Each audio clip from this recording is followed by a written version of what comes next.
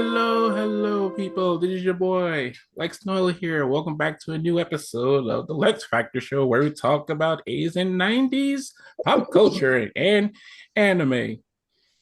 And sorry for the mess that you see back here. I'm still trying to get situated here, but we are settled in our new place. So just bear with us. So please welcome back Phoenix the Nerdette and Colin Campbell, aka the Comics Geek. Welcome back, you two. Howdy, everyone. Welcome. Glad to be back. Yeah, happy to be here. Yeah, and pardon me, I was wearing my Wonder Man costume when I was going to my two favorite comic book shops today, and people, people just yeah, when people see my costume, they only see this, the boots, because yeah, everybody keep on saying, "Where you get those boots from? Where you get those boots from?" These boots were made for walking. I knew you was gonna do that. Yeah, I knew you was gonna do that. Anyone who's ever met me knows I'm gonna do that. so let me start with you, Phoenix. How you been since we last talked? I've been good. I got sick, but I'm feeling better now, and want to wish you happy belated birthday. Oh yeah, it Yes, also happy people. belated birthday. Yeah, thanks. Also, people, I turned 40 on the 1st of June. That was Thursday. I am in the 40s club, and I'm almost an old man now. No, no, you're not. Don't lie to the people. Okay, I'm old. Okay. No, But no, no, you're not old. You're not almost old.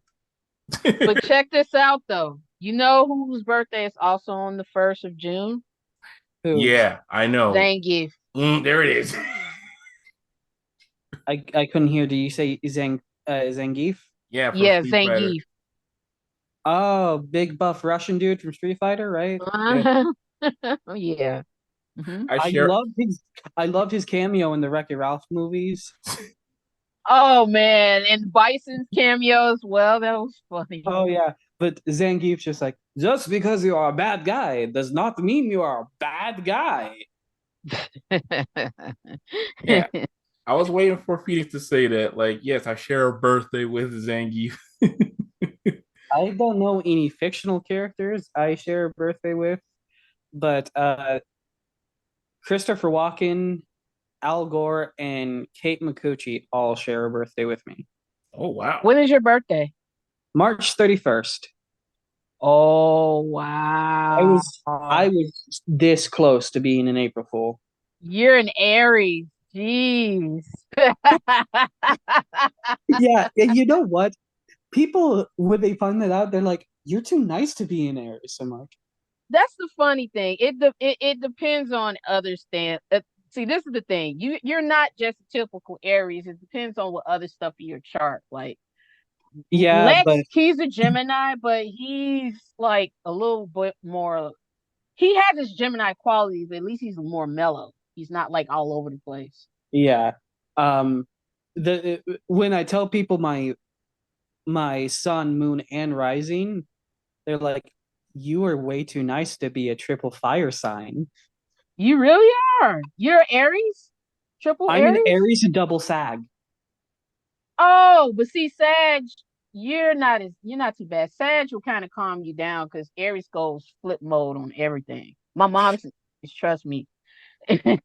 I'm more like an Aries moon, but I'm a Cap rising, so I kind of come across as a bit mean to some Yeah, people.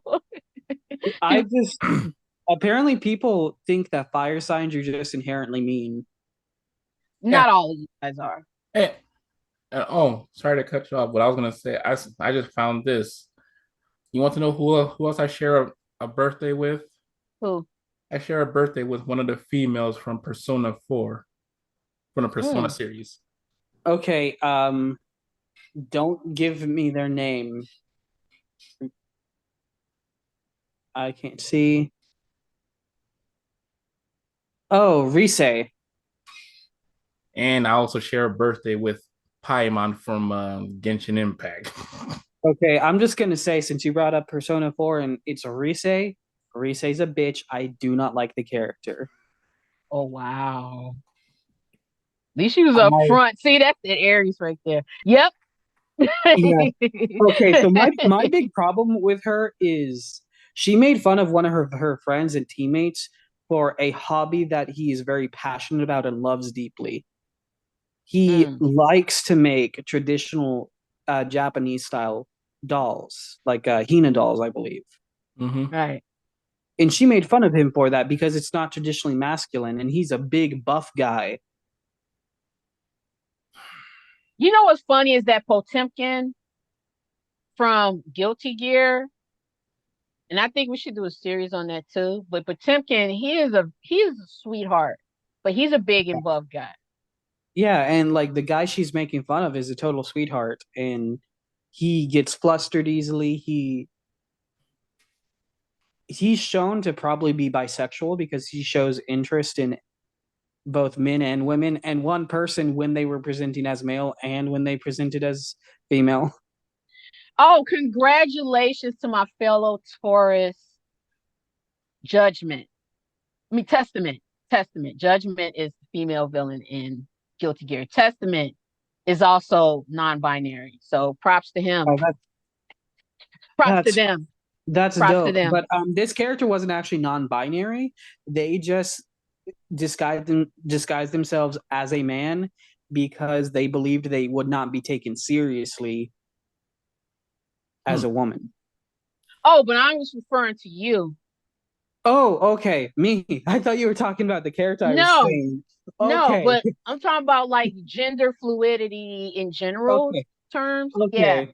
Well then, Testament is thank also you. Thank you for that. non-binary. I No thought you were worries. talking about that one character I said disguised themselves when they presented as a male and female. No, I'm talking about gender fluidity as a whole. Like, Okay. Yeah. Well, thank you. Much appreciated. Yeah. And I'm sorry. I can be a bit dumb at times. no, no worries. That was my fault. I should have clarified that. Sorry. But overall, Persona 4 is a good game. It's just I do not like Risei. yeah. Is, Well, is that a fighting game? no, it's a visual novel. Well, no, it's a visual novel slash turn based. JRPG. Yeah. Oh, okay, gotcha. But it does have a fighting game spin-off. Yeah. Mm, Fighter's Climax. got it. Got it. Persona 4 Arena. Oh, that one. Sorry. Well, some of the characters from Persona's on Fighting Climax also, if I Oh yeah, remember I know. correctly. But but other than that, people, for this episode, we are going to be talking about our personal favorite fighting games that we grew up playing. Because yes, fighting game, fighting game. Oh, snap. And if y'all want this book, this is called the Neo Geo A Visual History, or it talks about all the games that came out on the Neo Geo console. I I, I advise you pick up this book because my God, it's such a beautiful book to look at and seeing all this. Jeez, Oh, that's what I'm talking about. yeah, Instead because of OG. buying my copy, I'll just steal yours when you're and not looking. and besides what Collin said, if you want your copy, please go to Bitmap Books because they sell these for a very, very good price. And also keep in mind that there's also an underrated fighting game that we're probably going to talk about in part two as Yeah, well. That is also part of the Neo Geo fighting game Ooh, era of the okay. 90s. Mm-hmm. yeah. So let's put in your quarters and select your fighter, everybody.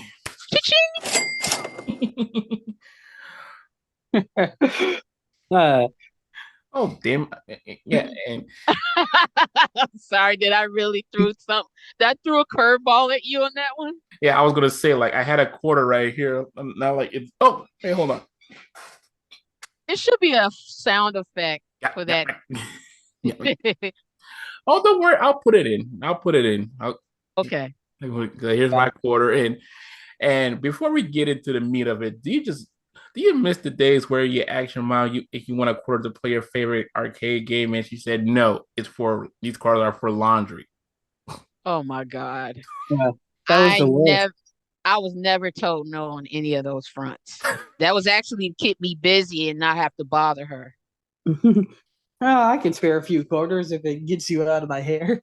Whereas Yeah, my man. my my parents were like, "No, we need this. Do you want to play your video game or do you want to eat?" Yeah. I'm Exactly. like, I want to play my video game. They look at me like, So, "What the? so You're choosy." Sorry. but so yes, we're gonna start off with this. So, and also we're gonna share our funny stories that involves our favorite fighting games that we grew up playing. Because me and Phoenix, we got some stories for y'all. Yeah. And so, Phoenix, how you like to start this off? Let's start off with the OGs, like Street Fighter 2.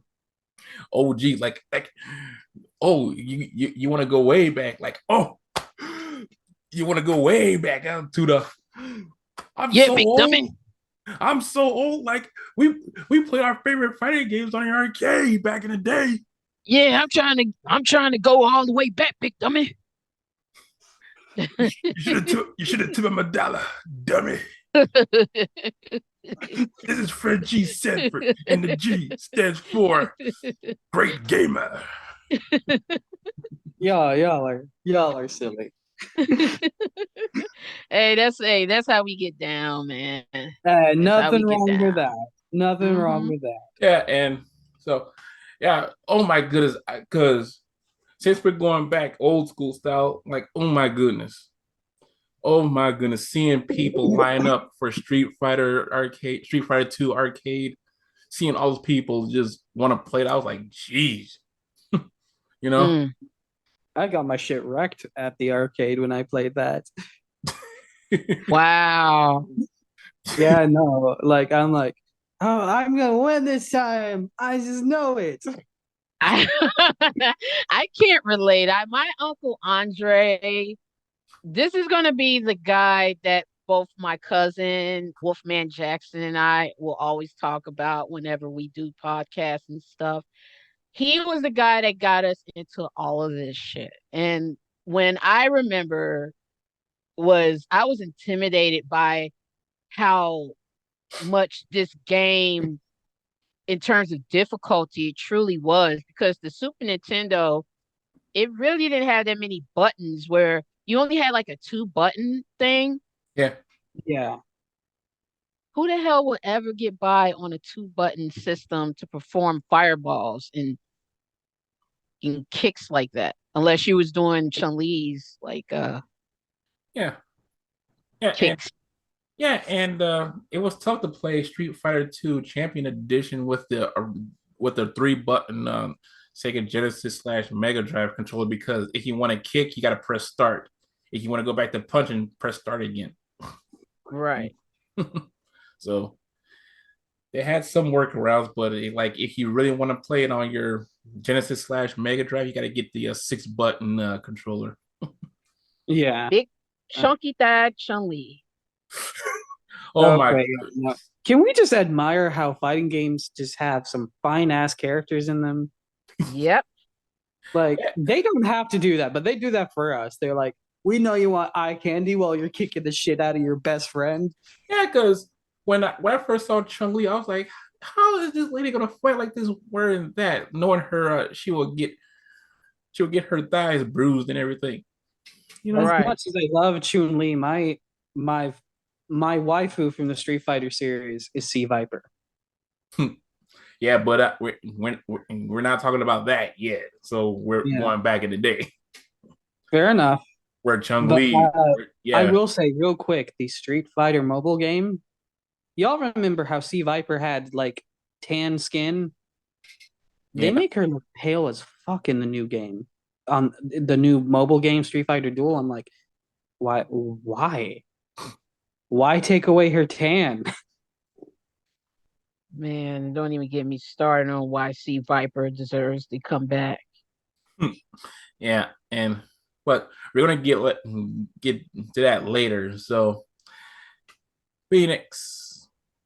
So what was your fond memory when you first saw Street Fighter 2? This was back in 1993, even though it was probably like 2 years after the game first came out. My uncle used to play this game every single day, and I used to look forward to coming home from school just to watch him play Street Fighter 2. But I was so mesmerized by the unit carton cover of Blanca doing his rolling thunder kick. I mean, not kick, but this is rolling thunder. It's like a Yeah, where he balls up into a ball. And yeah, and at the time there was no name for it. It was called rolling attack at the time. yeah. And mind you, he had already rolled the hell over Ryu at the time. And Chun Li thinks she has a shot to roll this big monstrous beast over. And all I can look at how spooky Blanca was to the point where I became not mesmerized, but I was more curious. I'm like, what is this guy? Like, why is he like that? And back then, Street Fighter didn't have that much information on their Yeah, characters. They only had like these move sets that they had in GamePro magazine at the time. They don't have GamePro, I don't think anymore. And they will always tell you where they're from, what country they're from, and their move sets and stuff like that. But they yeah, never tell you how the hell he gotten to look like that. Yeah, and they really kept yeah, they really screwed up his backstory so much. It's like, is this one true or is this one true? Like, the backstory I remember is that he grew up in the rainforest in Brazil, yeah, and, Yeah. and his diet is what caused him to gain electrical powers and turn his skin green. Well, actually, he was on an airplane traveling through the Amazon rainforest, and the Okay. airplane crashed in the middle of the rainforest, and he survived off of like chlorophyll based ingredients like plants and fruits and stuff. And of course, it's unrealistic to think that chlorophyll can turn your skin green, but his diet was predominantly plant based. So they said Yeah. that's why his skin is that color. But how he changed into a monster is still left in mystery. Yeah. Except the only person that isn't scared of him is his mother. yeah, Oh, And that that can't his kill my baby boy. yeah, and that his real name is actually Jimmy Blanca. yeah, and That's See, all we got. And we still have yet to answer the question. Why did he become a monster? They yeah, only say, well, the plane crash caused him to gain electrical powers. And I'm like, oh, okay. That doesn't really explain anything. yeah, and and on the movie, on Street Fighter the movie, they said that yeah, his name was Carlos Blanca. They was trying to say that he was Charlie. Yeah, people say like, I was like, huh? Like, huh? Yeah, there was no way in hell you was ever going to expect me to, no, no, thank you. So, and so, Colin, same question to you. What was your fond memory of Street Fighter 2? my fond memory of Street Fighter 2, like Phoenix, was watching my uncle play, but I was just mesmerized by all of the colors and the sights and everything. I'm like, my little brain could barely handle it. And I love seeing the super moves. Yeah, seeing the super moves being shown off was a spectacle to me.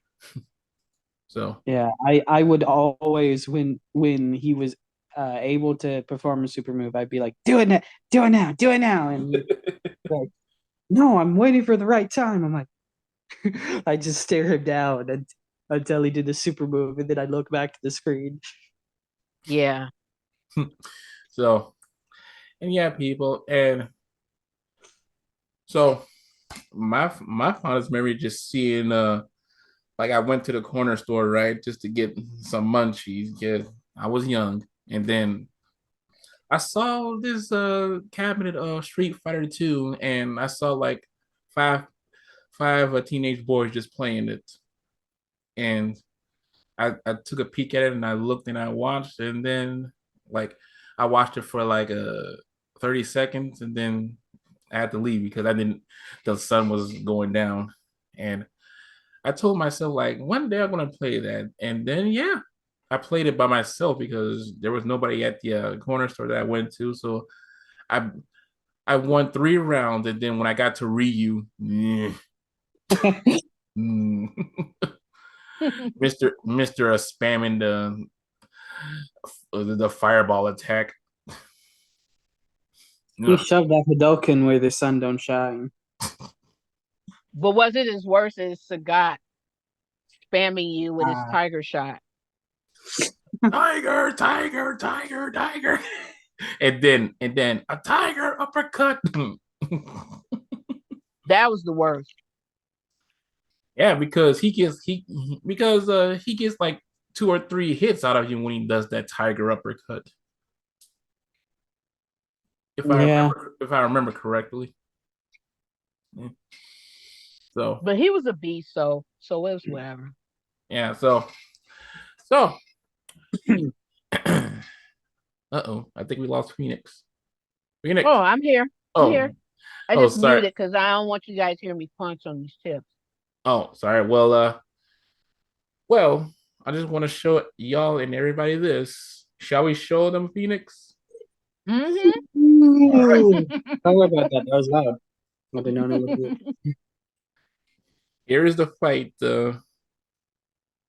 I'm just gonna play the video, so I'm not gonna play the sound.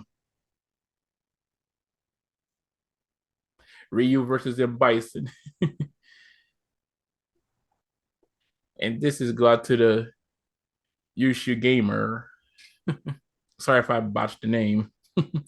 And you can see Ryu try to take down the big baddie of Shadowloo. They used to call his Tatsumaki Simple Kyaku that kick he's doing now. They Yeah, used to call it Hurricane Kick. that's what I call it. Because I can't pronounce all that. I just say hurricane kick. you know. I can barely pronounce my own name sometimes. Fuck that. Hurricane kick works just fine. Like, I hate the fact that most of the moves are now in Japanese. So if you botch it during, like, say, for instance, a podcast where you explain what he's doing, Yeah, that, of course, is it used to be called Dragon Punch, yeah. but it's Shoryuken. Now, back then, it used to be like a joke on how he says Shoryuken. Mm-hmm. He said like Shoryuken. It almost sounds like what's her name? I got rough and stuff with my Afro puffs. Oh, Hey, go up. you mean Lady of Rage? Yeah, the Lady of Rage actually, like everybody else, thought it was pronounced Horyuken. Because that's how I you think pronounce it, Horyuken. And I'm like, and, and then when he does I'll say Hurricane Kick because not everybody's gonna say Tatsumaki Simple Kyaku. Yeah. He'll be like, "A fight that Mookie." I'm like, what?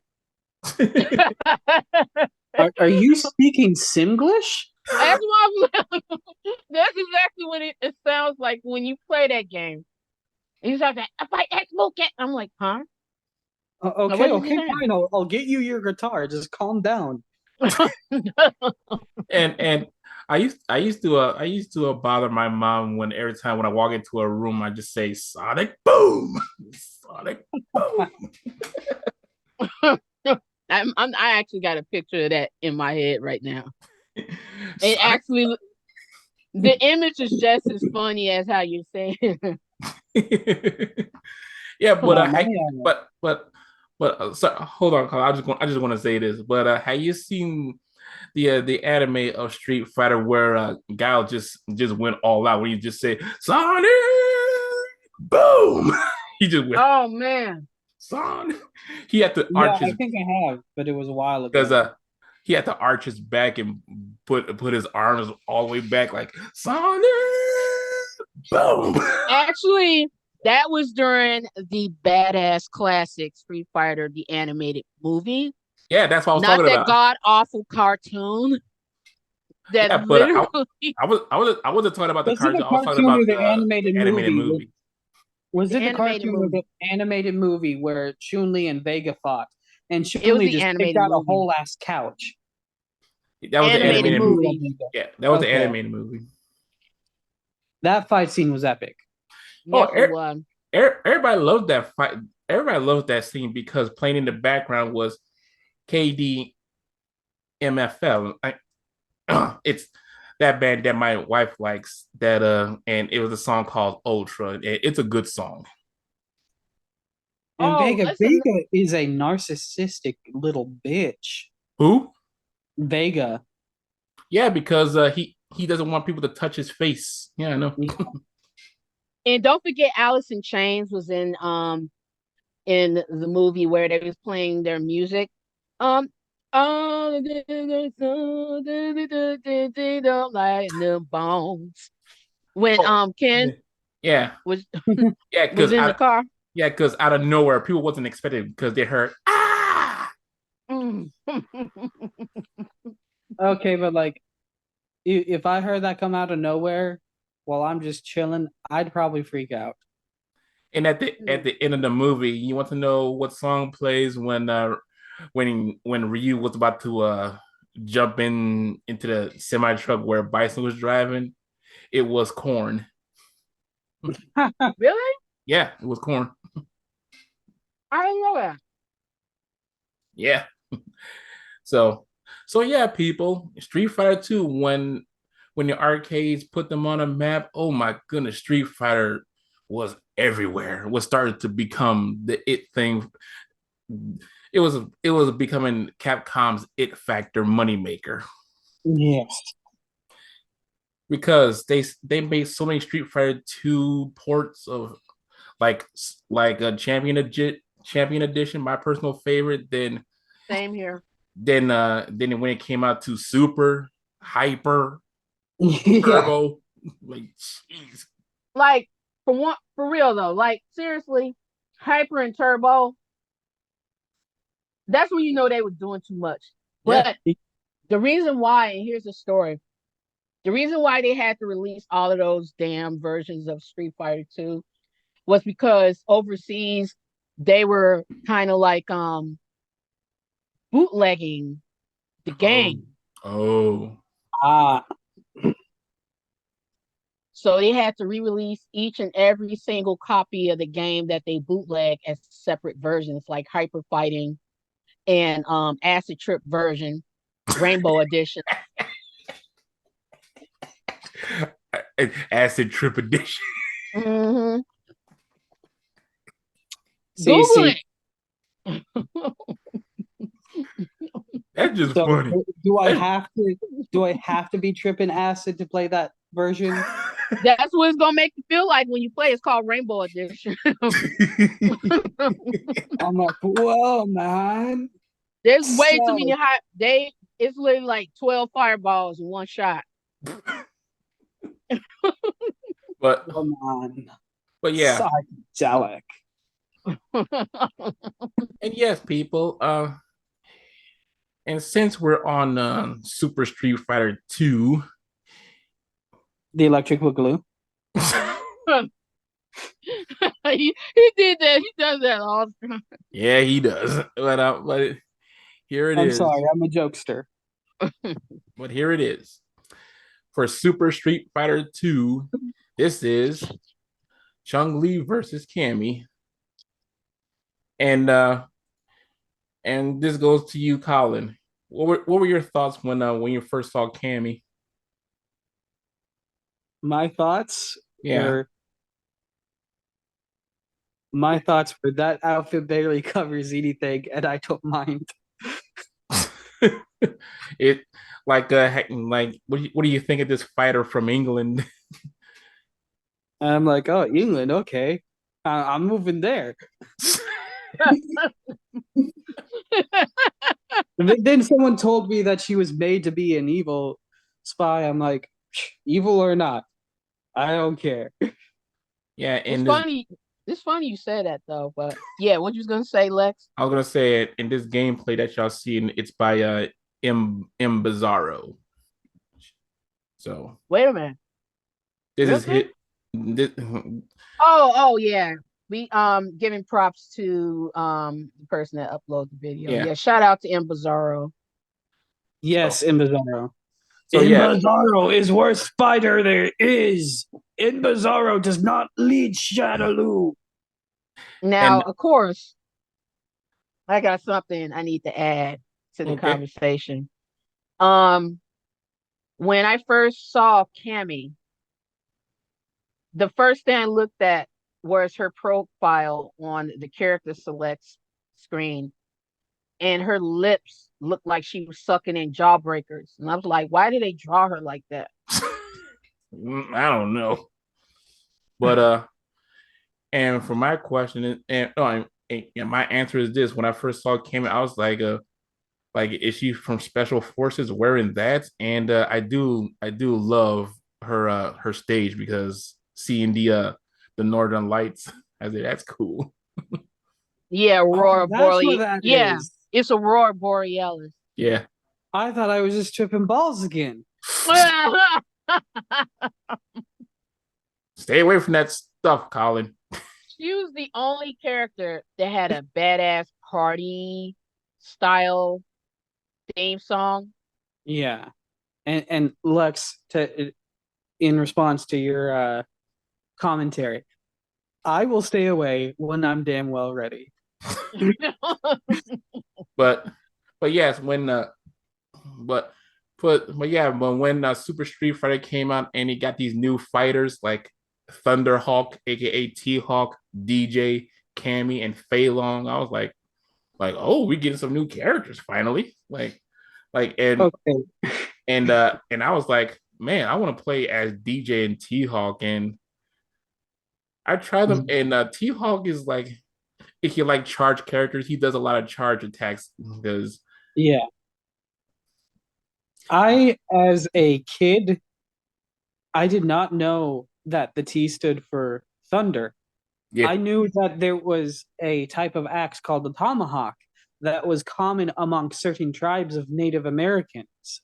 yeah, Yeah, I see how you'll get it that And way. so Yeah. I thought the T stood for Tama. And I'm like, oh, tomahawk, that's funny. And then Hmm. an older kid looks at me like I'm an idiot for not knowing this off the bat. He's like, it's Thunderhawk, you dipshit.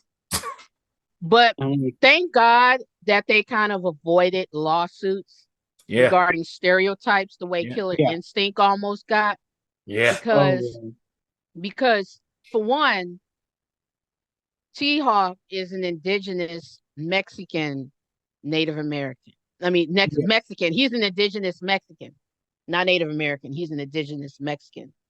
So I like that they end up exploring other indigenous cultures besides Native American cultures yeah, Okay. I did because not know it was indigenous Mexican until today.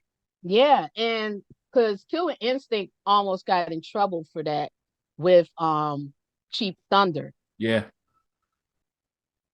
especially But with the theme song because oh they yeah, felt it was because they felt which is badass, but I understand that it's disrespectful to the culture yeah, that they ended up giving it a overall remix in the reboot of Killer Instinct back in 2013.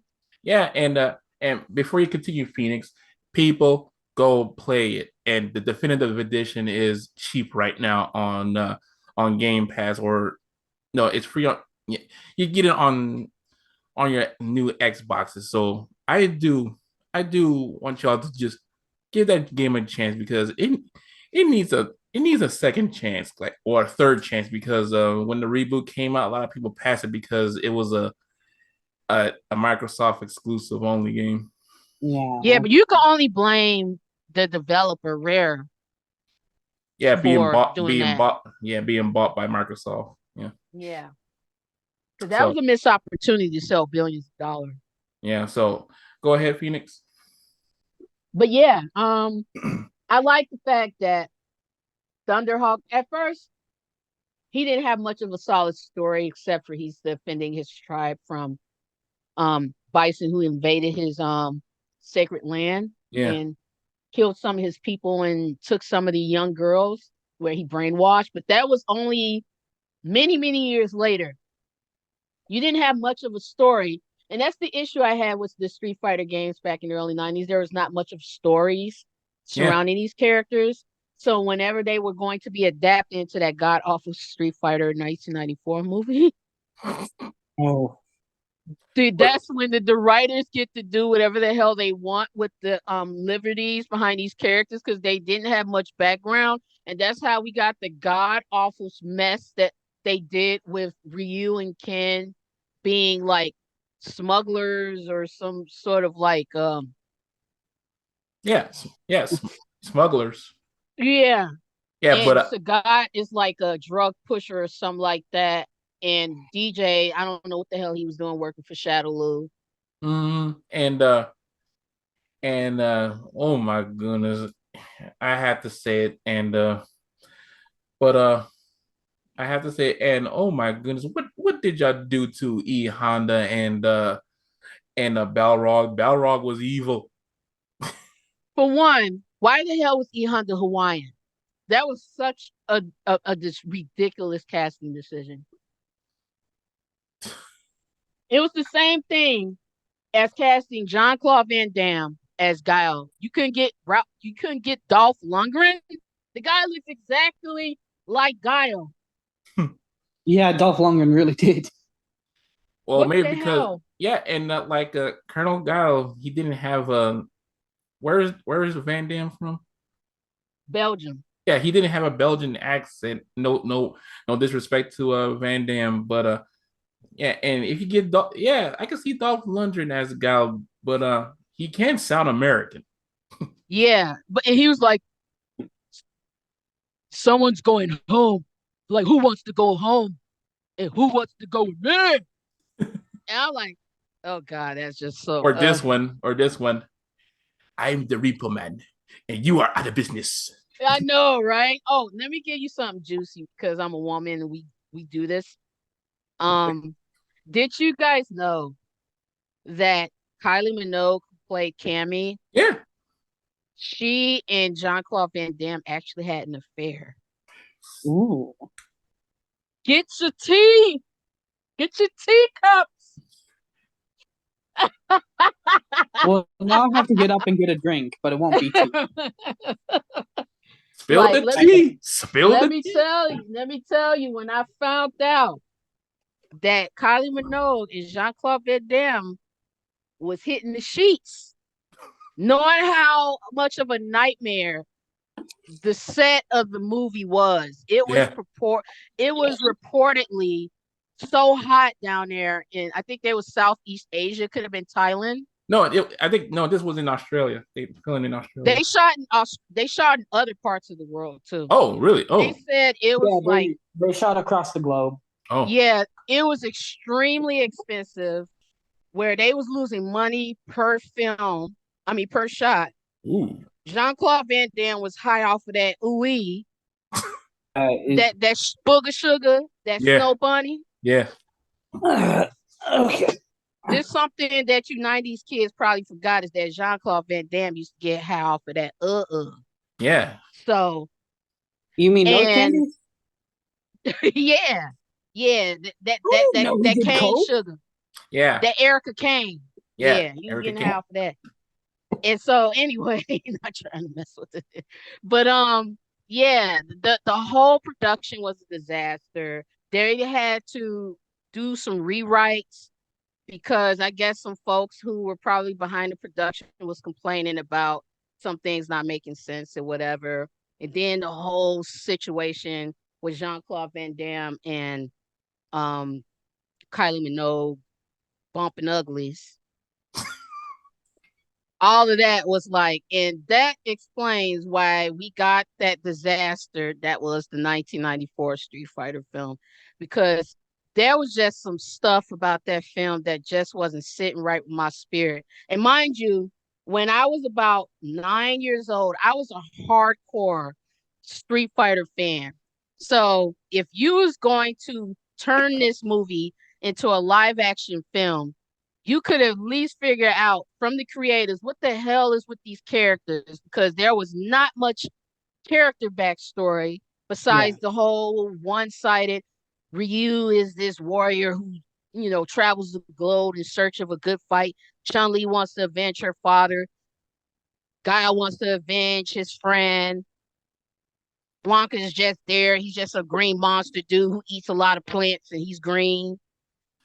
All of that stuff is not enough to create a character story. So, of course, you're going to have people in the writing room taking liberties out of what they do know, which leads to Blanca being Guile's best friend who turned into a monster instead of Charlie Nash, who was introduced in Street Fighter Alpha. That was god awful. And making Dowson, who is one of the most pacifistic characters in video game lore, into a scientist who turned Blanca into the monster, give me a fucking break. Yeah, and then almost at the end of the movie, like Dowson, like in the middle of the movie, you see him with hair, and then like almost at the end of the movie, the climax, he has He no has hair, and no I'm like, hair. I'm like, what? And then they made Zangief into like granted, Zangief doesn't take things too seriously except his craft, but the guy was comic relief throughout the whole damn movie. He Yeah, said all types of goofy stuff like "Quit, change the channel." and and also I was gonna say this, and DJ, like DJ, why are you working with Bison? You're a party guy in Jamaica. What are you doing? DJ, even back then, everybody knew that DJ was into music, Yeah, but now because there wasn't much to go with all these characters, now you see why they had to change a lot of stuff around, which made things weird for the movie, given that even in the games you knew who was the bad guy, who wasn't. So why would they change that around? yeah, but yeah, people know that the movie was god awful, but here's the good part that everybody thought it was great. I I think it was great too. Raul Julia did an amazing job as Vice. Rest in peace to the king. I know, right? Okay, but Raul Julia just hit it out of the park with practically every performance he gave. Given that it was the worst movie he ever did, at least he did it for his kids. Yeah. Yeah, he did it for his kids because they were huge Street Fighter fans. And yeah, and hearing his monologues, like they were epic because like two men in combat going hand to hand in a good fight, and then I will snap his spine. And Like, you know what's so sad is that if it was a different movie with a different tone, those things wouldn't sound ridiculous, given that the film itself was completely cheese balls. Yeah.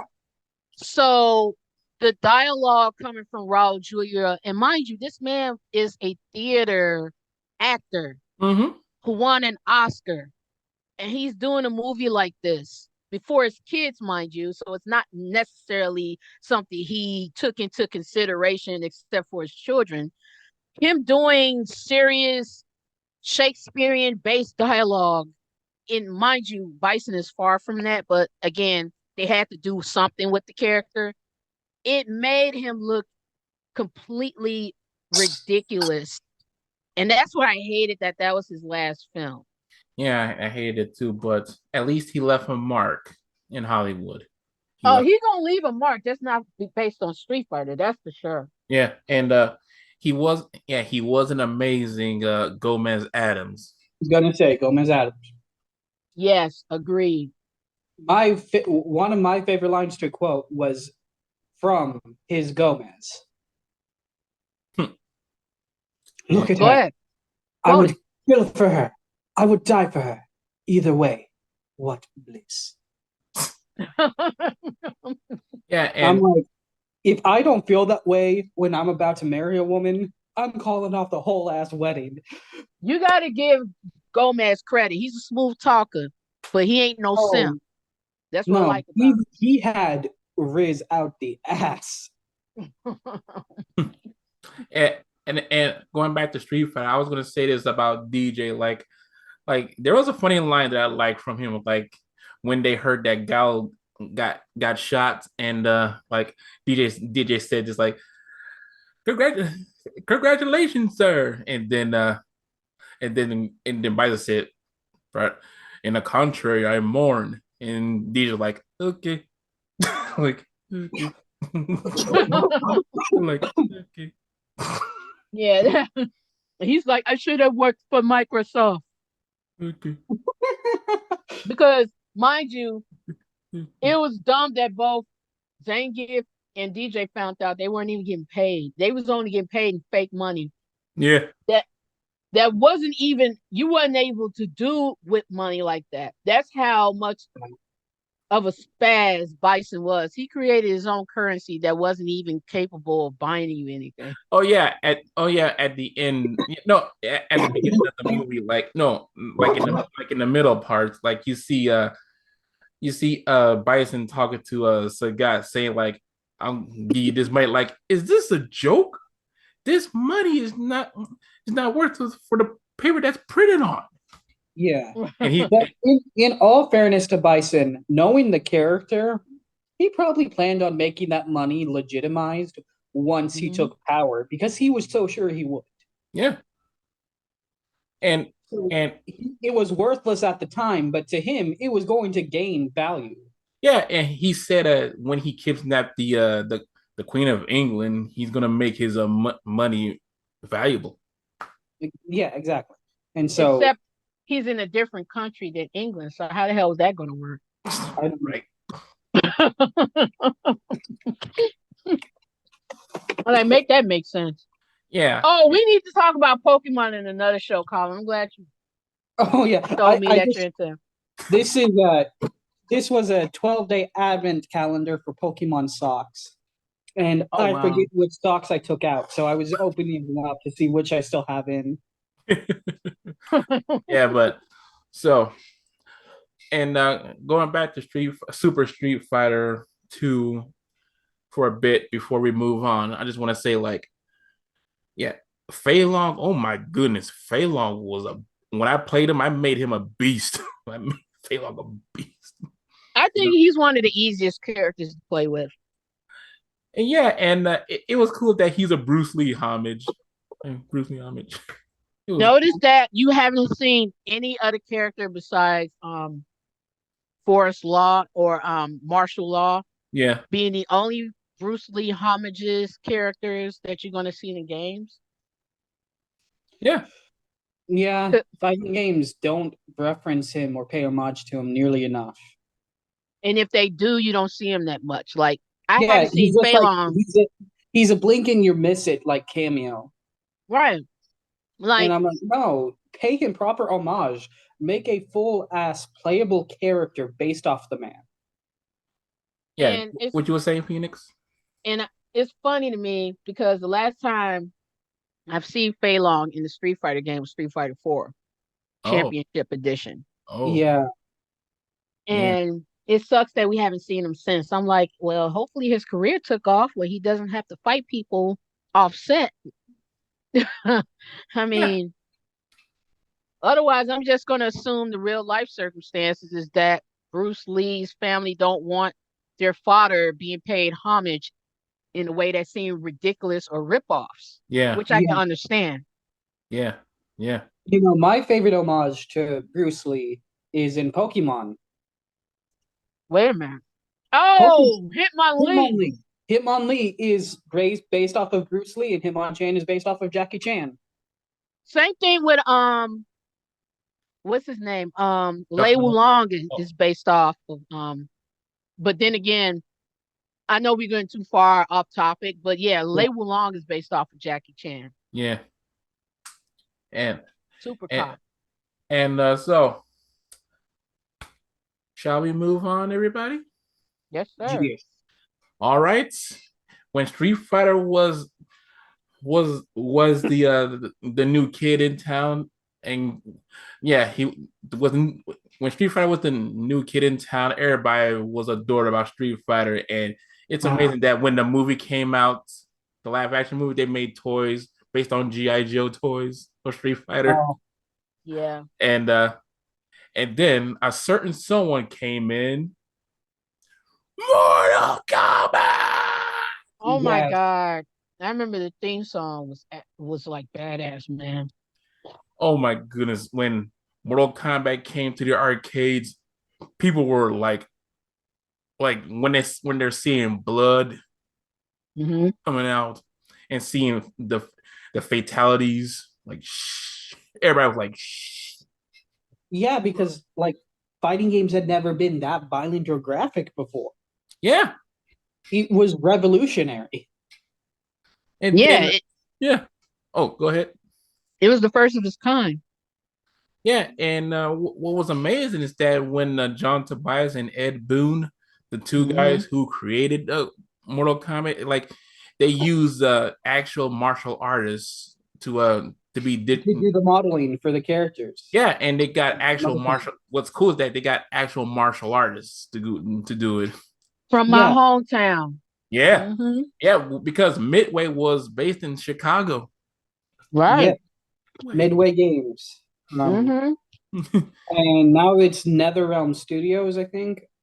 Yeah, since Own- yeah, it's Ed Boon's studio now, like NetherRealm Studios.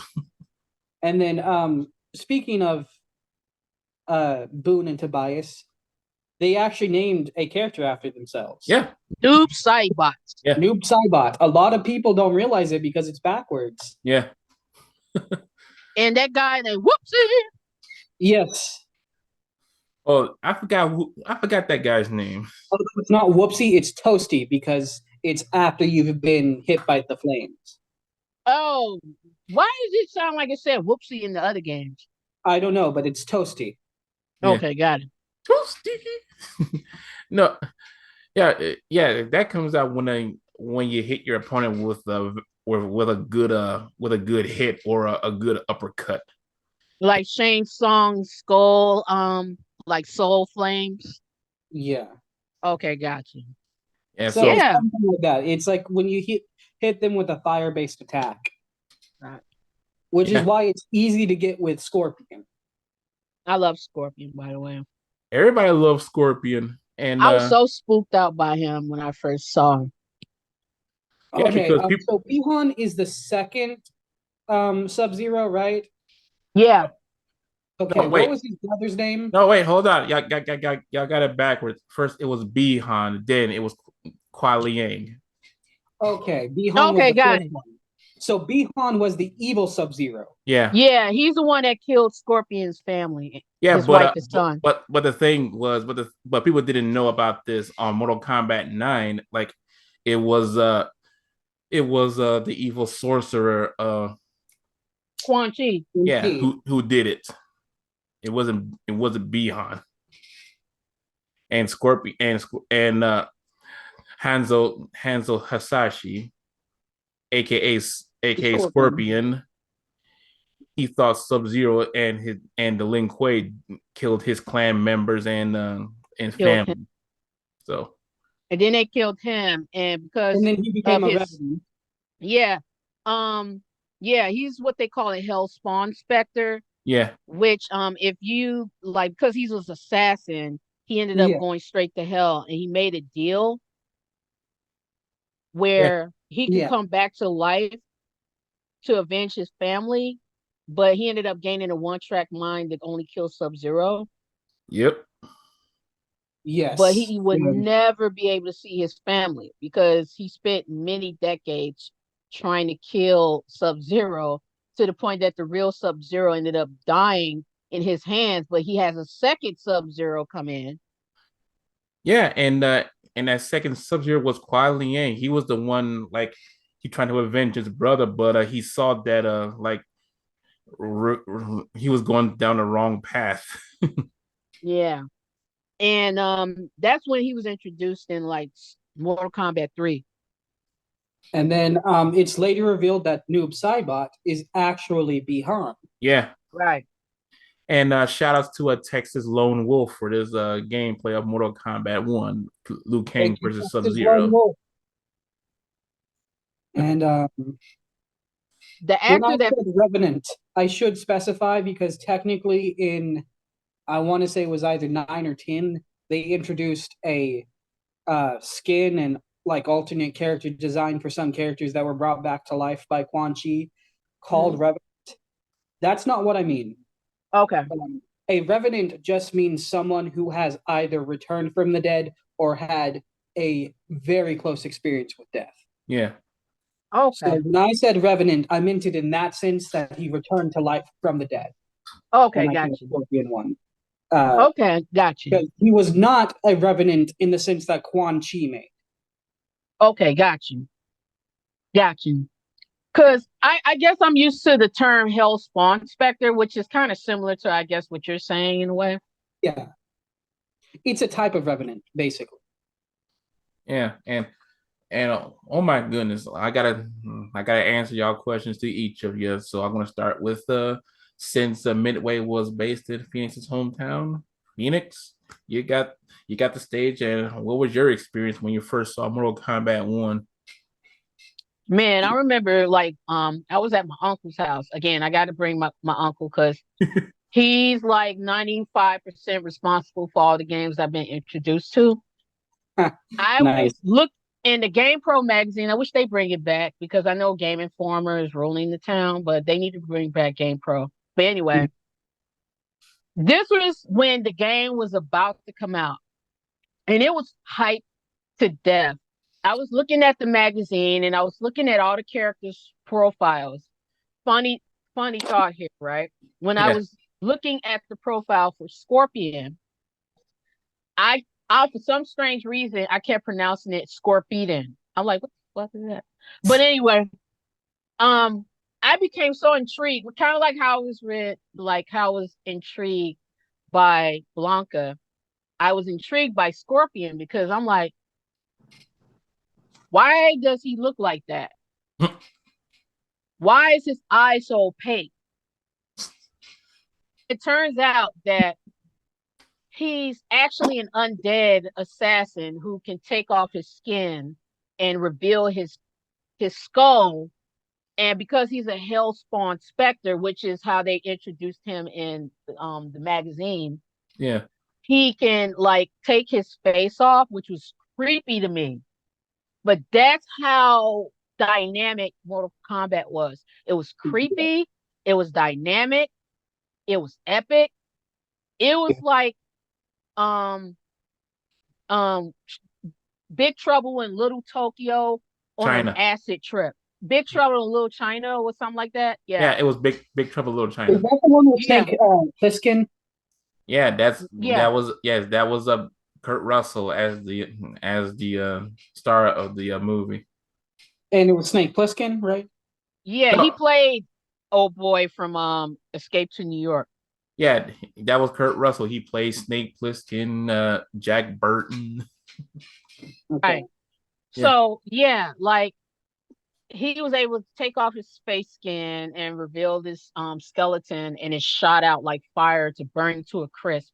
yeah, And and in that game, as his fatality, I was even more intrigued by Scorpion. Oh, yes. yeah, and and yes, I was gonna say this. And when people started to play as Scorpion, people kept on doing his harpoon attack. But back in the day, people just called it the "Can you do the get over here" move?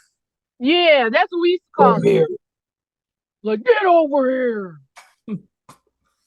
And we was like, why does he do that? Like, as a kid, you have a one-track mind when it comes to trying to figure out these Yeah. characters that you're intrigued about. And Yeah, like, why does he say that? Why does that thing shoot from his hand? Why does he shout, get over here? Why does he take off his face? As a kid, I had such a one-track mind that all those questions was popping up in my head about his character. And when it came out, I always thought it was creepy seeing him take his skin off and reveal that skeleton shooting out fire from his mouth. mm-hmm. Yeah, and yes, this game blew everybody's mind away. And sorry, so same question to you, Colin. What was your experience when you first saw Mortal Kombat 1? I was slightly scared because well, the game had been out for a while by the time I was old enough to understand what was going on. It was my first time seeing it, and I was slightly horrified at some of the things happening, like people getting spines ripped out and Right. a guy ripping his own face off, like you said. But at the same time, I was mesmerized. I could not get enough. It scared me in a good way, and I wanted more. Yeah, Yeah, I hate that I wasn't able to explain like that. I guess because the time I remember was that it was all from a GamePro magazine that I was looking at all the character profiles like for Sonya Blade and Johnny Cage. But I was just so intrigued by Scorpion because it was something about Scorpion that was different than any other fighter that you've ever seen. It kind of has the same uniqueness as Blanca, where it's Yeah, like you want to tap into more about the guy's backstory. But it seemed like as the games progress, that's when the backstories become more and more specified yes. outside of this hellspawn Spectre who's out for revenge. You get more and more details as to why he was beefing with Sub Zero, what started the beef, how it yeah, led to this and that. You know what I mean? yeah, yeah. And real quick before we move on from Mortal Kombat, I do have a question. The reboot game that was announced that should be coming out later this year or next, I believe. This year, it's coming out this year. Okay, September of this year. Yeah. What do y'all think from what you've seen and heard about it? Well, I did a reaction video of it. You should go check it out. And I was like, oh wow, and seeing like yeah, because this is a soft reboot from Mortal Kombat 11 since they're doing a reboot of everything in the Yeah. Mortal Kombat world, and seeing Raiden as not a god anymore but a monk, I was like wow, and seeing and seeing Kitana as an actual prince, as a princess now, and having Melina as a bodyguard. I was like, oh wow. Yeah, that's the thing about Mortal Kombat X, I believe, was AKA that Mortal Kombat 10. Yeah. yeah, yeah, some people out there, if you don't know Roman numerals, X is the number for 10. Yeah, So, anyway, so they basically defeated Chronica, yeah, that's her. who was the villain, Yep. and and before everything got erased, I believe Jackson's daughter and Cassie no longer exists. Yeah. Yeah, And yeah, we're Jackie. yeah, Jackie Briggs and Cassie Cage no longer exist. Liu Kang ends up becoming a fire god. At the time, he had both his fire abilities, his Yeah. pyrokinesis abilities, plus Raiden's electric, because he's a thunder god Yeah, ability. To the point where now it's like ever since they erased that timeline, Liu Yeah. Kang is now a fire god, and Raiden is the monk. Yeah. so they just switched them up. Yeah. Right. Okay, Yeah. interesting. Yeah. And yeah, because like if you played the Mortal Kombat 11 aftermath story, you Yeah. you will see why all this happened because When on I have the money, I will. well Yeah. Exactly. I was gonna say yeah, I know times are tough, but I was gonna say this like on an aftermath, like at the ending of the game, on the main game when you beat the game, like it was gonna say like Katana and Liu Kang was gonna shape the world into new, but and Ed Boon and them said, nah, let's do this because some people didn't like that ending, so they did the aftermath story where Liu Kang was about to shape the world, and then all of a sudden you hear Shang Tsung's voice saying, "Stop right there." Right. Thank you very much. I need somebody Oh my to God. much. Sorry. Oh God. But what I liked about the aftermath story is like I like how I like how what's his name? Oh, Night Wolf is on that game because he looks so cool on it on that game. Like because a while back I did a reaction video of Night Wolf because Night And Wolf because Night Wolf is one of my mains from the later Mortal Kombat games. nice. And I just want to apologize for everyone. I cannot help myself. If someone makes me think of a song by saying a line from it, I break out in it. I'm sorry. It's all right, but yes, and what do y'all think that Mortal Kombat was the game that introduced the game rating, the ESRB, all Hmm. I mean, because of seeing Sub Zero ripping off a dude's head with his spine still hanging. you got to go pretty hardcore for a whole ass organization to be created just because your game exists. Yeah, So I give it credit where credit is due, man. Hmm. yeah. When I first saw that, I was like, when I first saw Sub Zero do that, I was like, whoa. Like that's like DC. The whole reason the Comics Authority was invented was because of the DC cover with Speedy shooting heroin into his arm. Oh yeah, That's why I feel like with that little teaser, I need more. I'm the type of person where I'm not fully satisfied with what we just got. We need more. yeah. Me too. I'm like that You're too. you're like Veruca Salt at the Chocolate Factory. Right. Just blow me away, man. I want it now. Exactly. Don't care how I I want want it it now. now. Then you drop down. Yeah, but Yeah. on Mortal Kombat 2, we got more. We got more. Mm. I cannot wait to see what they got. I want to see how the character models going to look like because I actually was pretty impressed with Mortal Kombat 10's character models. Yeah. Yeah. And And I did enjoy yeah, I was happy to get the XL edition of Mortal Kombat 10 because you got Jason Voorhees, Triborg, That's Mortal Leatherface. Kombat 9, was it? No, it was 10. 10. Wait a minute. I'm talking about like the game that rebooted the franchise, not um Oh, one. you still talking about Mortal Kombat 1 reboot? No, yeah, but I'm talking about like 10 was actually the last game that rebooted Mortal Kombat, correct? No, it's 11. Okay. yeah, Mortal it's a Kombat Legion of 11. Doom reboot.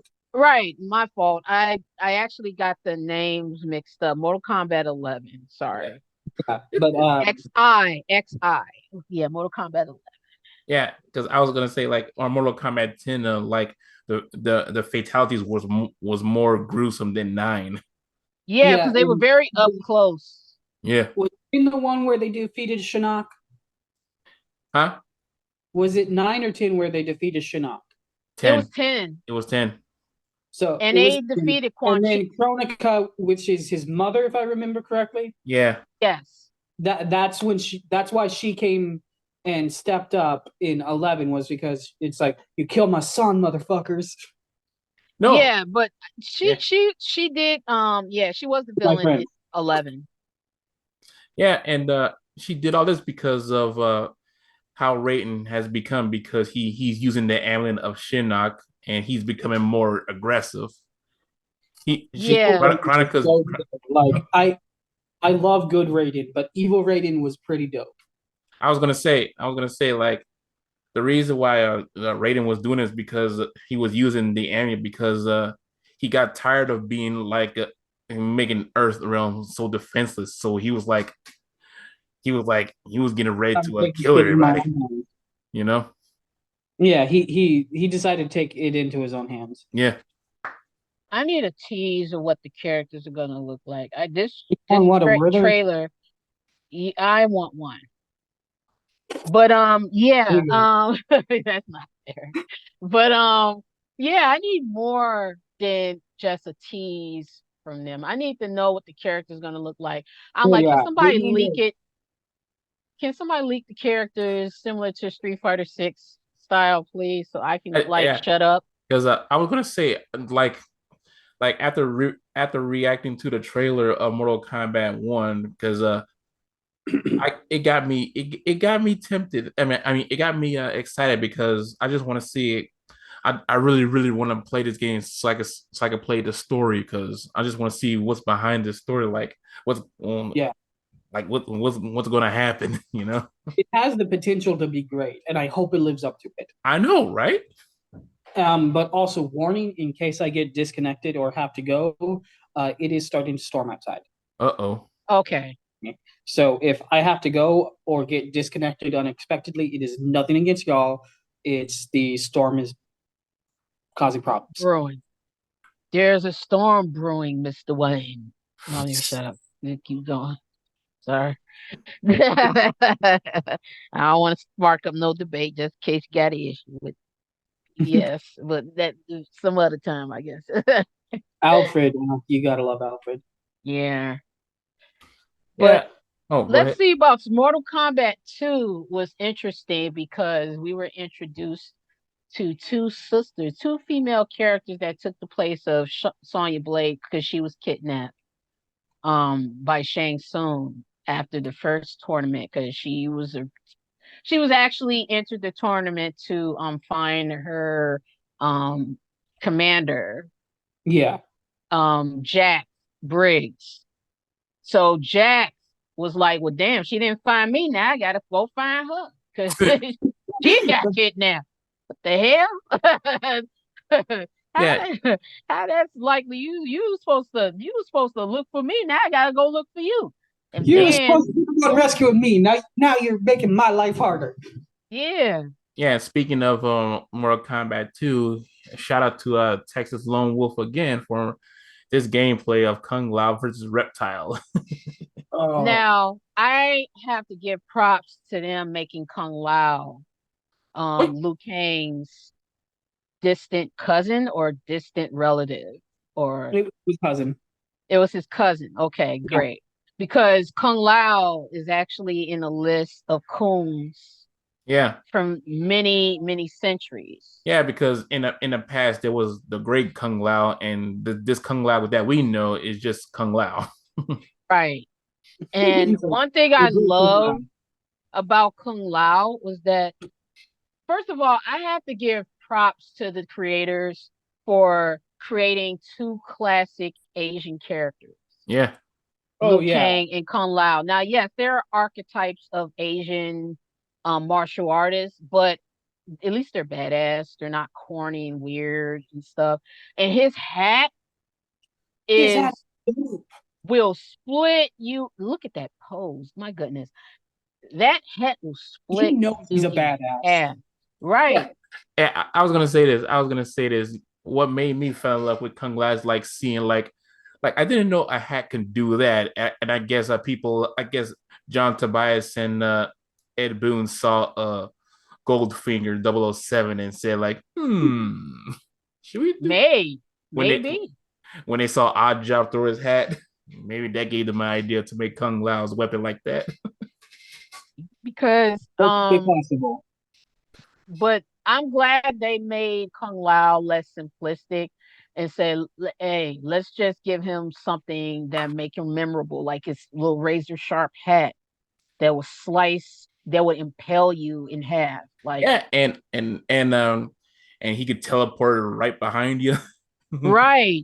Now, did you guys notice during that gameplay video where Reptile was battling Kung Lao and smoke appeared behind the tree? Yeah, There's actually a code that you had to put in to get smoke as to unlock smoke, yeah.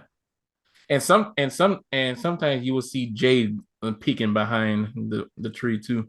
right? Like if you played as either Melina or Katana, Jade will pop up from behind one of the screaming trees.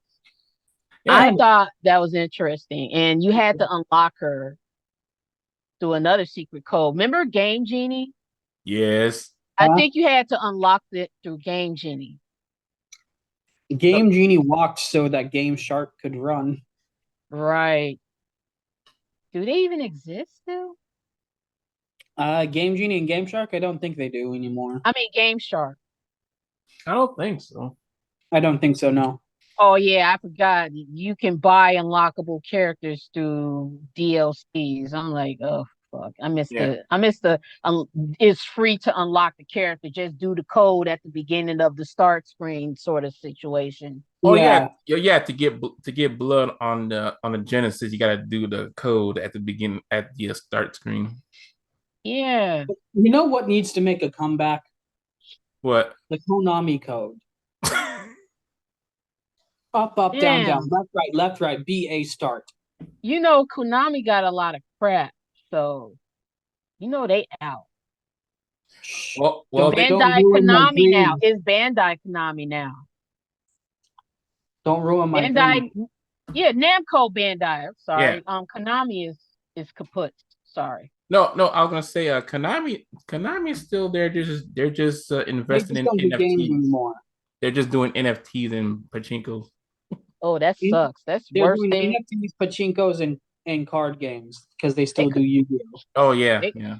And they could also, have just get up. but also they're they're going back to Silent Hill. They're doing a remastered version of Silent Hill 2. That's Okay, coming out that's not soon. bad. I heard Silent Hill 2 was the best out of all of the games. Yes, people's favorite is Silent Hill 2 and 3. All I know is that if I ever get buff enough to pull off a Pyramid Head costume, I am going to, the moment it gets foggy, I'm going to put Dude, my shit on and head outside. you know how many times what I intended are hold on, I gotta sneeze. Excuse me. Um, Thank you. You know how many times that I showed up to my city's local convention, C2E2, and all I see, no matter how old those games are, there is always someone that's going to show up as Pyramid Head, That's regardless. because that's because he's a classic character. All right. Like you can't go wrong.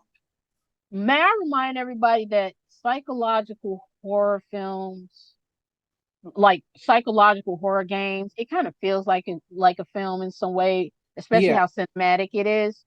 Yes. Do Very. not play those at night, please. Resident Evil, it's scary, but the psychological ones where like all your worst nightmares become like A like part of turn the it game. a Like part of the game. especially the psychological, the newer ones where they actually learn and are programmed to like adjust to your play style and your answers, like because they'll like Until Dawn, Yeah. like how you talk to the psychiatrist and that will make the game scarier for you. Oh wow, because the psychiatrist knows about your deepest, darkest fears. Yeah, and yeah, like wonderful. I love that. That But at is the so same Hannibal time, Lecter, man. I love It that, but is. at the same time, I'm not playing that shit at nighttime or during a storm or some shit because Exactly. Thank you. I told you the psychological, like, look, Resident Evil is spooky, but the psychological aspect of Silent Hill, that is something you do not want to ever do at night, especially if you're like someone who has sleep deprivation or something like that. Do what's the one where you're not. being chased through the abandoned asylum by the killer and it catches your mic and like your breathing and things and it Mhm. alerts the character. Oh wow, that's scary. So Yes, it like so if I'm breathing, because when even when I'm watching gameplay videos online, I get like freaked out and I start to breathe heavy. Like, oh Lord, yeah, what's behind like that corner? I forget which game it is, but it's a psychological horror and it's a great one. I just can't remember its name, but if you start breathing heavy like that while playing that game, you're fucking yourself over. It Are you is are, just, are you Oh talking my about God. Amnesia? Are you talking about Amnesia? it's newer than Amnesia, but Amnesia is good.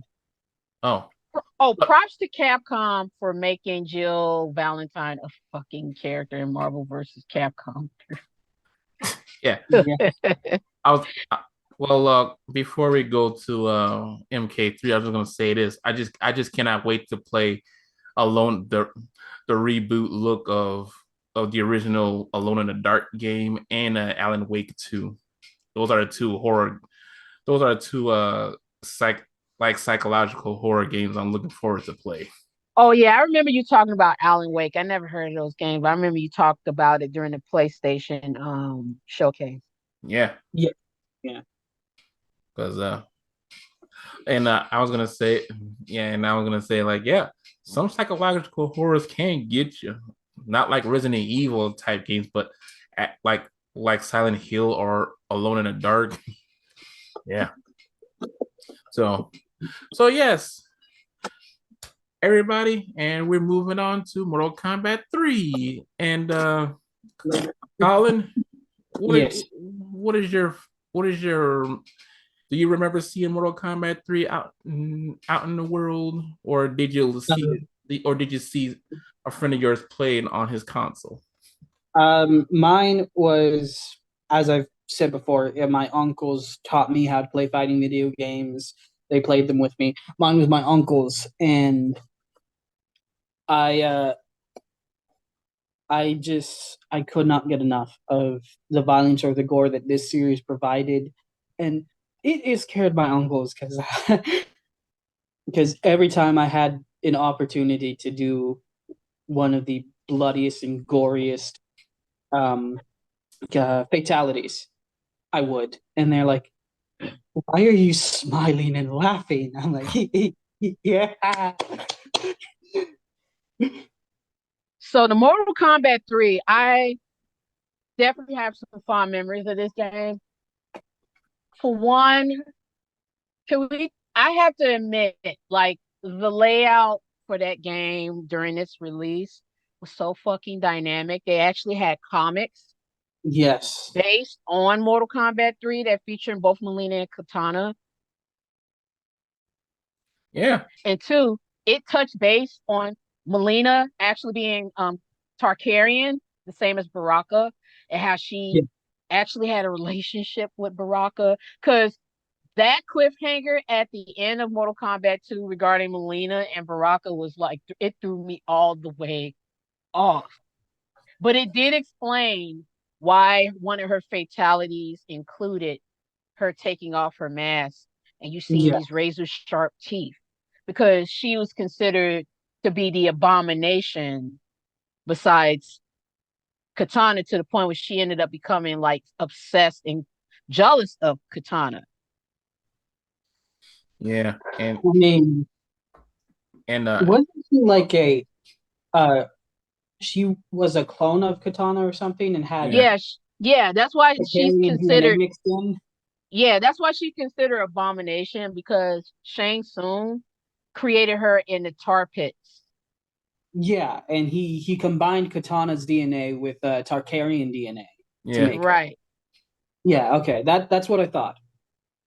I'm like, uh I wouldn't be too happy if someone took my DNA and the DNA of this Baraka's twin. monstrous creature like Baraka and just threw them together and is like a little bit of this, a little bit of that, this boom bow, But and made it. props to Mortal Kombat Annihilation for making her sadistic and scary because that's what I expect from a character like her.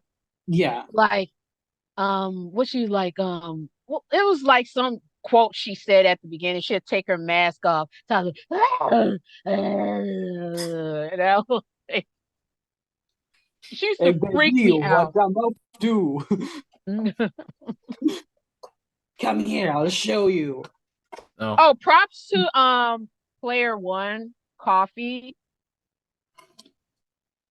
Oh, because you finally tried Player One coffee. that's what I'm drinking right now, buddy. What you think? It's delicious, man. What flavor you got? What flavor you got? I got pumpkin spice. I'm glad it's not I seasonal. I don't care. wait. What's player one coffee? Now I have to try this. Player Oh my One God, try it, Player. please. Okay, I'll tell. Player One coffee. I found Player One coffee during during the pandemic, and then Player One Coffee is a coffee for gamers, and they got all these Hmm. cool flavors. Like their their three flavors are well one of them I remember one of them is the Leroy Jenkins, the Omen, and God's gift to coffee flavor. Hmm. And Okay. but if you want to try if you want to try it, Colin, they do have samplers that you can buy. But I advise you try first person smoother. That's my personal favorite one. Okay. I will take note of that. Um, do they have it in like Keurig pods or what is it? No, they have it in bags. Okay. If you You want it, can get them if you want a whole bean or ground. right, right. Okay. They I have even one of those things for our Keurigini way that you can put the ground coffee in. I Oh, also French press. oh, but now I do highly recommend you telling him that they don't have the Keurig version of it, Oh no, unfortunately. I did that. I'm saying I don't need the Keurig pods. It just would Uh, have been convenient. yeah, okay. I yeah. have a French press and I have this thing for my Keurig that it allows you to put ground coffee or full bean coffee uh, in it, and it works as a Keurig pod. Oh, Now I have to bring it to your attention, Colin, that because I know that you have sleep problems, it's best to try the decaf because it's so delicious. Okay. It's very delicious. It's just as bomb as any other coffee, but of course it's decaf, so it's nothing special. But it doesn't give you jitters because that's what I drink. I drink the decaf. mm. Hitters won't be never. Yeah, but yeah, I'm glad that you like Player One coffee and you finally tried it. I told you, I told you you're cool. I you actually inspired me to buy it, so and I'm going to buy some more because I got a code where I could get a discount. Yeah, So I got one too. I just hardly use it. I just, mm. I may get two this time. yeah, I'm gonna get first person smoother and my other favorite uh noob gaming because it has chocolate in it. Okay, Noob y'all are making me Gaming, jealous that Yeah, y'all can please. do noob. Like noob. Noob Gaming, Yeah, and it has chocolate in it. yeah, Oh, I'm looking it up right now, but go ahead, buddy. yeah. So we're moving I on to love you both, but fuck both of you. I don't even have a dollar to my name right now, and y'all are making me want this so bad. I'm sorry, bro. yeah, I'm sorry, sorry. boy. Sorry. But I was gonna say, like going to a Mortal Kombat 3, and yeah, I was gonna say same question to you, Phoenix. What is your fondest memory when you first saw Mortal Kombat 3?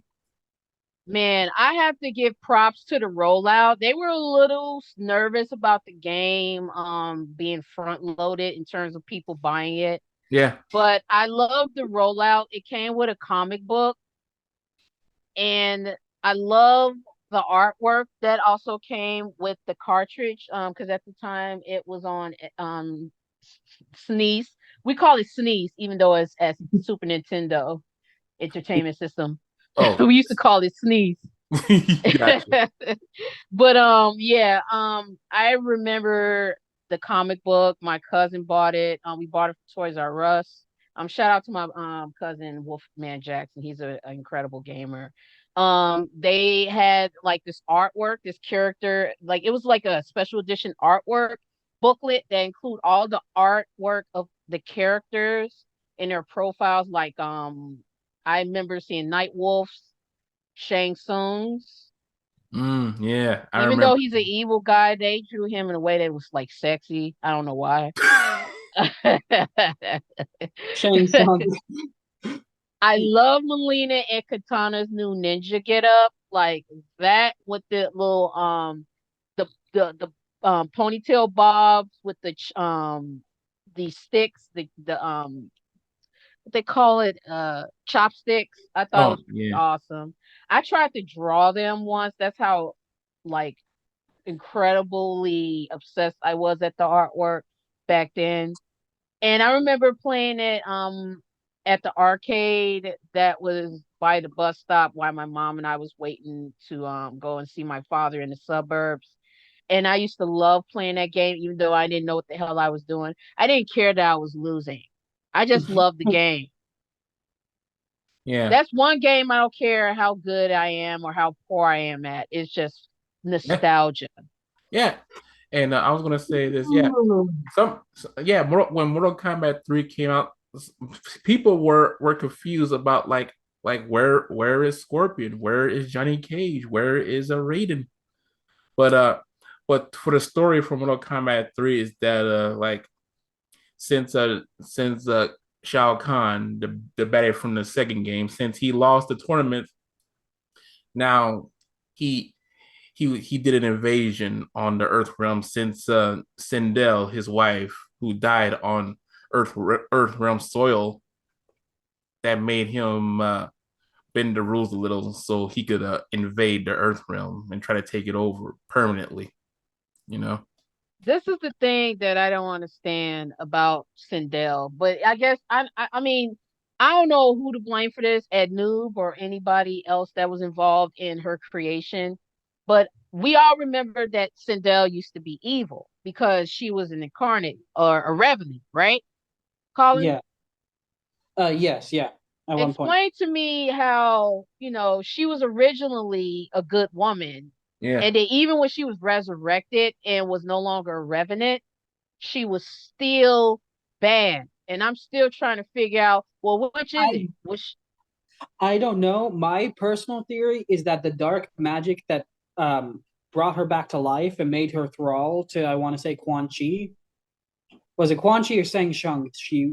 Who had it control was over. Quan Chi that brought her back to life, Okay. actually. Yeah, Um. but hold on. I was gonna say this, but Okay. on the original game, they said like it was Shang Tsung who brought her back on the Okay. original. But Then but wasn't my Shang Tsung working for Quan Chi?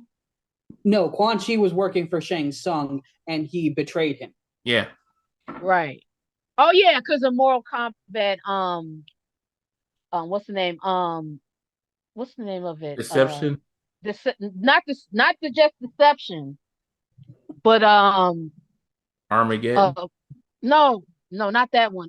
It's when all the like all the evil people had teamed up and created a pact. Oh, That Deadly Alliance. Thank you. Deadly Alliance. Yeah. Yeah, I was thinking about that storyline, but sorry, go ahead. Anyways, my theory is that the dark magic that brought her back and made her thrall to Shang Tsung, it lingered in her and corrupted her. Yeah, That That's makes so my much. theory. yeah. But yeah, but I when I first saw Sindel, I was like, wow, she's a hottie. Yeah, yeah. I'm like, you could scream at me any day, baby. But here's the cool thing: the lady who did the capture for Sindel, she is following In me Mortal on Kombat. Instagram. Really? Mortal Kombat 3? The lady The who actress that played her? yeah, she's following me. On what platform? Instagram. Nice. Dope, And man. she's a yoga instructor too. I don't have anyone famous following me on Instagram, but I did have uh, a Power Ranger comment on one of my pictures. Oh, nice. Yeah. Do you remember Wild Force? Yeah, Oh man. Do you Well, remember Manny Torres from Wild Force? yeah. I seen him. Manny Torres commented on one of my pictures. Nice. And I'm like, yes, Wild Force Black Ranger. And also, I'm sorry to rub this in. I'm not trying to make everybody jealous or anything, but when I comment about Mortal Kombat on my Instagram when I talked about Mortal Kombat Annihilation, you want to know who liked it? Who? The lady who played Sonya Blade from the movie. Oh, dope, man. I was like, oh my well, sucks for me. I don't have any famous people following me, but whatever. I have I have a few famous people following me on Twitter. Um, I'm trying to remember. I can barely remember my own name right now. The only one whose name I remember, y'all know the music artist Colby Calais. Yeah, I heard of yeah. her. Her father, who is a famous music producer who helped get her start in music, is following me. Oh, nice. Yeah. So so here we go again, people. So what do y'all so what were y'all thoughts about not seeing Scorpion, Raiden and Johnny Cage on Mortal Kombat 3? I was pissed a little bit, but they brought him back for Ultimate, so I wasn't too pissed. Even though here's the thing, I gotta mention some trivia here. The actors that played the original Sonya Blade, Scorpion, Sub Zero, and all the other variants of those characters, Yeah. they tried to sue Midway. Yeah, I know because they wasn't getting paid for it. I was gonna say, Right, was it like an issue with payment, like they either didn't get paid or weren't paid enough? Yeah, right. and they and the guy who played Johnny Cage, he went on to promote Bloodstorm behind their back. That happens a lot Yeah. in games and movies. Like the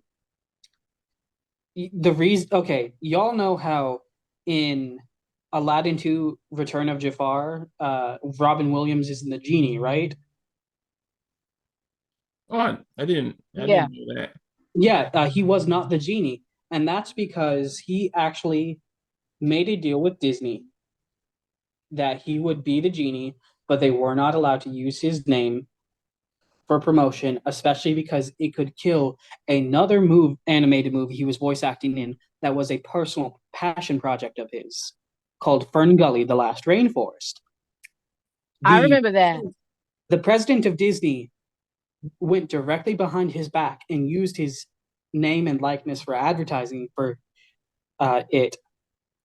And after that, he canceled his contract for the Aladdin series. Oh, wow. And it the whole reason he came back for number three was because there was a power shift and there was a new president as Disney who made it a personal made a personal apology to him and reached out to him and said, "I'm so sorry for what my predecessor did. I will make sure it does not happen again." And he was so touched that he took the time to reach out personally instead of having his intern or something send one. So he signed back on. Mm, wow. Hmm. I didn't know about all of that. Wow. Thanks for that, Collin. But I'm gonna save that discussion for another time because Fair enough. no, because a lot of reboots and when people saw Will Smith as Genie, yeah, Oh, oh, that people started were something. people were not happy with that. Yeah. I been got over that. You know what? I been got My thing is, if you compare it to the original and try to hold him to the standard of Robin Williams, he did terribly. But if you view it as its own standalone thing, he did a decent job. Yeah, I liked his version of Singing singing at me. about about him singing about Aladdin. I liked his version of it. Do you mean uh do you Ali, mean Prince Ali? yeah. I liked his version of Never Had a Friend Like Me. Oh yeah, that was a good one too. But well, getting off track. Yeah, yeah. So but yes, people like when Mortal Kombat 3 came out, people were mad about some characters didn't make the cut, but when Ultimate came out, people were happy again. And shout outs to Solidaris. Sorry if I botched the name, but here's the gameplay of it: Striker versus Jackson Briggs. But and yes, Mm. you could put in codes in this game that you saw on the bottom. Yep. And what y'all think? What do y'all think of the sprites of this game? What did y'all think? They were pretty I good kind for of their miss time. Yeah, I mean, I kind of miss it, but then again, sometimes I get stuck in my childhood where I kind of like. But Yeah. then again, you know what? Be honest with you, I'm happy with the direction that they're going, but I do miss the nostalgia of having like motion capture or like at least the realistic what they call this version of sprites Oh, live Oh, I don't capture. remember. yeah, I think you had it right, Phoenix. Live capture, I think. Yeah, I think Yeah. that's right. Do y'all remember? Do y'all remember which one it is? So you can tell me where you could put in a code and actually play as the mocap guy. Oh my Oh, god, you not could you could you could play as you could play as mocap on Mortal Kombat Armageddon. I don't know Okay. why I thought that he was featured in 4. I don't know why I thought mocap was in Mortal Kombat 4, but no, I guess not. I forgot. No, you can play as him on you can play as him on Armageddon. Okay, Oh yeah, gotcha. and I was gonna say on Armageddon that was their first reboot of Mortal Kombat when they made Mortal Kombat 9. Yeah, Now mind you, during when this game first came out, it received mixed reviews, but yeah, it was still hyped up. yeah. The Because only oh, go Go ahead. ahead, sorry. No, I I was think gonna. the only No, I'm sorry. Sorry, you go ahead. Go ahead. Sorry. No, I think the only issue that I had was that certain ports of the game, like certain home ports of the game, were extremely bad. Like the Yeah. Nintendo port had some very like the music, the digitalized sprites, everything was a downgrade. I think people were sort of pissed about that because at the time Mortal Kombat 3 first came out, we was already seeing like Nintendo 64 about to get introduced and um then it was PlayStation was already coming out during that time, and people were hoping for a PS1 port of Mortal Kombat 3, but they ended up settling for the Super Nintendo, which was complete downgrade. And I think they had it released on Sega Saturn, and I think some people complained about that as well. Oh, we're gonna get into that. I think on part two because Mortal Kombat 4. It was such a missed opportunity for home ports, to be honest with you guys. So they had home ports for Mortal Kombat 4. It's just that it was people like some people I mean, like not Mortal Kombat 4. I mean, like Mortal Kombat 3. I mean, oh Mortal Kombat 3, yeah. And we forgot to talk about like the downgrade of Mortal Kombat from the Super Nintendo and Genesis slash Mega Drive version because on the Super Nintendo there's no blood. It just when you hit the person, it just sweat comes out. And the yeah. Lamest and they, censorship ever. and I was gonna say and they toned down the fatalities on the Super Nintendo version of Mortal Kombat 1. So yeah, And notice that, like, the home port, like this, the Mortal Kombat 3 port for Sega Genesis, um, it like the color grading was a little off. yeah. Am I like the only person that noticed that? No, I saw it too. Yeah, I honestly can't remember if I had noticed it. I mean, I might like have. somebody actually did like a comparison between the Super Nintendo port for Mortal Kombat 3 and the Sega Genesis port for Yeah, Mortal Kombat 3. And Sega Genesis had some like as far as like the music is concerned, the music wasn't completely, it's that digitized effect that happens when you import music into like 64-bit, not no, it was 32 bits, yeah, right? yeah, and and sometimes it sounds a little muffled. They had the same complaints about the Street Fighter Championship Edition Sega Genesis port having like some really muffled music, but the quality of the sprites and the color was a lot better than the Super Nintendo. Yeah, yeah.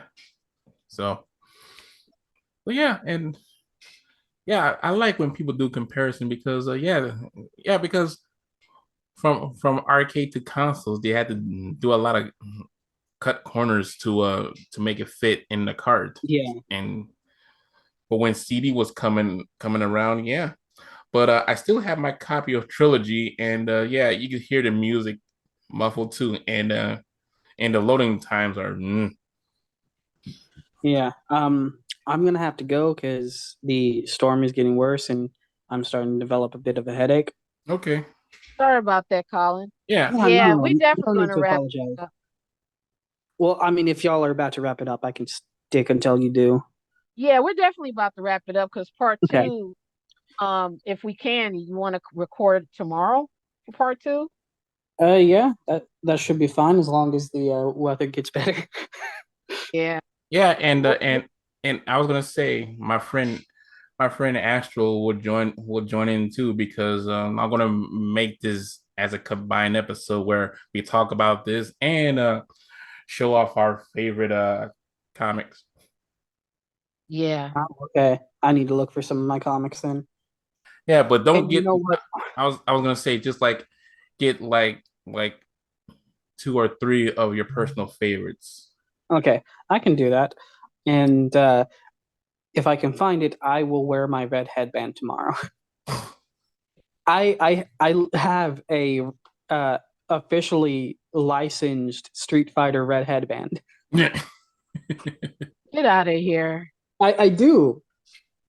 And was that four that where Kin gave it to Ryu as a gift, as in a sign of their friendship? Was it? No, was it? No. I thought it was Oh, I four. remember. I could be I wrong. remember. Was it during the I alpha? think Johnny Cage, right? No, he. Oh, I was talking about the Street Fighter where when Kin gave Ryu the red headband as a sign of their friendship. Oh yeah, that was Street Fighter Alpha. Yeah, the alpha series. Okay, Alpha. Okay. For So some yeah. reason, I thought it was four. So so did y'all have fun?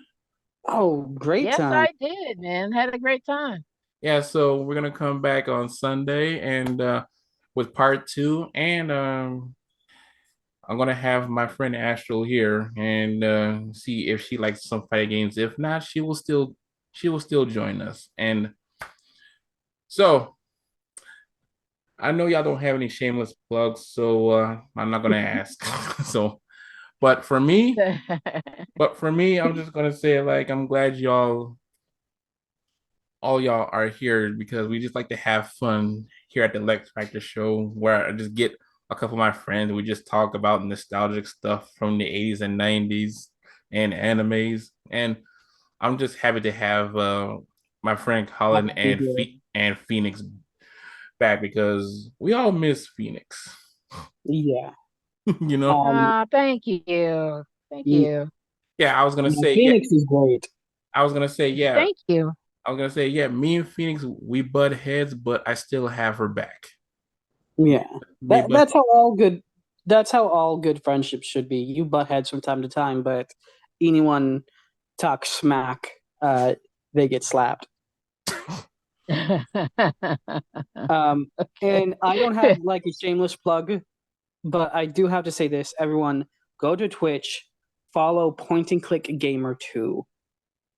yeah, only if yeah, because I play point and click adventure games and game that piqued my interest. But don't worry, I'm gonna come back to it to Twitch. I just do it for fun because I like to show off that point and click adventure games are fun because I'm gonna play Star Trek Resurgence and it is great. Oh, for those of you wondering, Point and Click Gamer is all one word, and then it's the number two, not typed, not spelled out. Yeah, sorry Go, about go this. follow. Go follow right now. Yeah, no, I'm gonna put it down I'm gonna put a link in the description. Okay, that's fair. So I can't wait to see y'all tomorrow. And tomorrow tomorrow when I come back from my son's for me. All Okay. right. Sounds Okay. good. All right. So I know it's getting late for y'all over there, so I gotta go get ready to What? make It's getting dinner. late? Why, it's getting darker. I Yeah. thought I was just going blind. Stop that. So so I'll let y'all know when I come back tomorrow. All right. All right, man. Sure thing. All Thanks right. for having me. Thanks for having me, bud. Take it easy. All right. Peace out, Take man. it easy, everybody. All right. Later. Peace out, you guys.